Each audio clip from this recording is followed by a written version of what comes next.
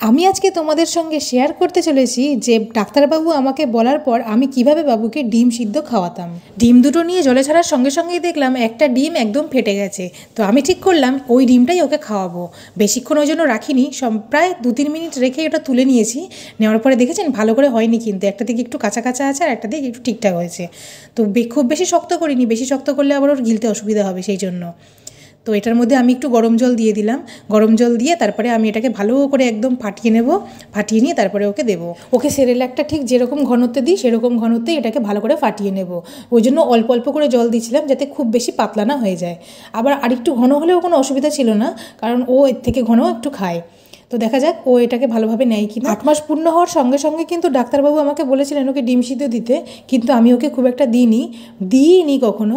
এটা okay first time দিলাম actually, কারণ ওর যদি আবার পেট খারাপ হয় সেই জন্য। তাছাড়াও ঠান্ডাও লেগেছিলো, সেই জন্য আরও দিইনি। ডিমটা তো এক ধরনের অ্যালার্জি, ওই জন্য। তো দেখলাম বাচ্চাটা আমার ঠিকঠাকই খেয়ে নিয়েছে, অসুবিধা করেনি। ও কিন্তু একদমই শেষ করে দিয়েছে। প্রথম দিকে একটু ওকক তুলছিল, তারপরে দেখুন একদম শেষ করে দিয়েছে, কিন্তু পুরো বাটি আমার ফাঁকা।